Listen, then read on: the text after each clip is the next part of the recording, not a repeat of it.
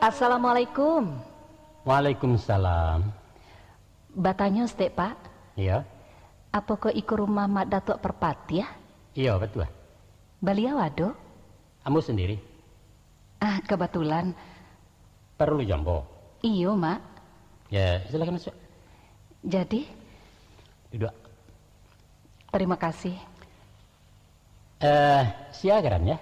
Ambunan manelipun ke Patang. Oh, anak mahasiswa Islam tuh. Iyo Mak. Kampung di mana? Pekumbuah. Suku? Caniago. Kamanakan nambo.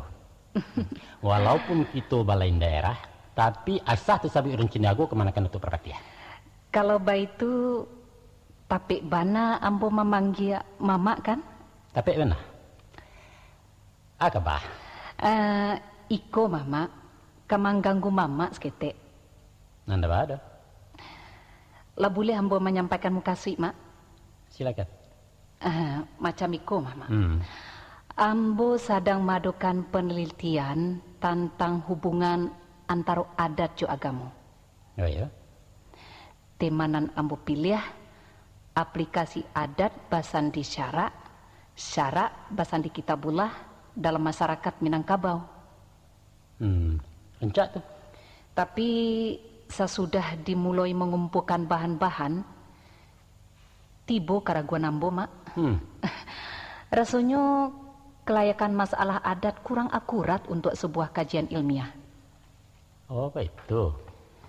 Antaba Allah kemudian saya sudah mengikuti kaset-kaset balerong, timbul balik minat untuk melanjutkannya. Sehingga, ya, ambo mencari mamak datuk kemari. Apa yang bisa ambo bantu? Kalau tidak keberatan, ambo yo meminta mamak menjadi narasumber tentang adat Minangkabau. Narasumber kok apa? Narasumber muka suiknya, orang nan mampu memberikan informasi segala sesuatu nan berkaitan dengan adat. Oh, parek tuh. Mungkin kemanakan salah alamai. Kebetulan Namboko bukan pakar adat, apalagi ulama. Maaf, Mak. Sesudah ambo cari-cari, iyo Mak Datuk lah satu-satunya orang nan ambo arukkan. Jadi, baringan Mamak membantu ambo. Tolong ambo, Mak. Ya, banyak ambo kan menggurui mahasiswa calon sarjana, sedangkan ambo kok cuma tamatan SMA. Mbak Mapi kayu bilah rasanya, enggak senjang tuh. SMA itu kan jenjang pendidikan formal, Mak, serangkan dalam adat. Oke lah. Insyaallah ambo bantu ya, sekadar kemampuan. Areko carilah tambahnya kena lain. Alhamdulillah, terima kasih, Mak. Kalau enggak salah, Cako kemanakan mengatakan bahwa masalah adat Minangkabau kurang memenuhi syarat untuk perbincangan ilmiah. Tadinya memang iyo. Nah, apa alasan kemanakan berpandangan itu? Sebab sepanjang nan ambo tahu kok ajaran adat kita kok bersifat dogmatis. Kasihnya?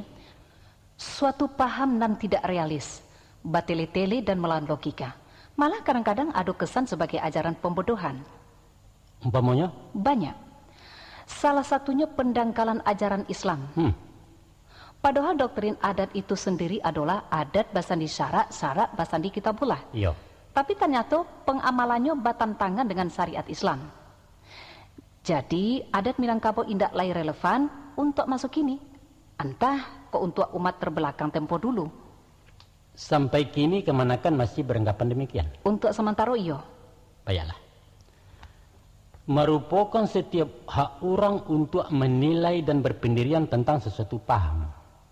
Tapi sebagai golongan intelektual macam kemanakan, seharusnya indak buru-buru mengambil satu kesimpulan sebelum dianalisa secara objektif dan mendalam. Dan tolong usaha a priori dulu.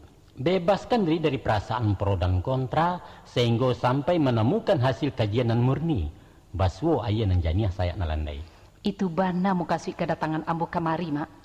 Macam kau kebenakan? Apa tuh, Mak? Dengan memperbincangkan adat, kita lah berhadapan dengan satu lingkaran yang sangat luas dan kompleks. Karena adat itu sendiri mencakup seluruh aspek kehidupan manusia Minangkabau. Untuk itu, barangkali kita harus membatasi pembicaraan sekitar materi dan kemanakan butuhkan saja. Setuju. Sesuai dengan bidang ilmu nan Ambo dalami saat koma. Ya. Ambo ingin mendapatkan jawaban tentang peranan adat dalam islamisasi di Tanah Minang.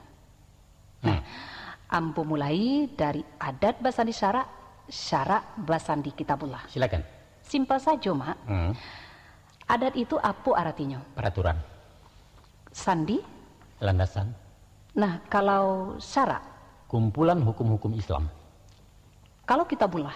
Kitabullah yaitu kitab-kitab Allah yang diturunkan kepada rasul-rasul tertentu. Bukannya hanya Al-Quran kan, Mak? Bukan?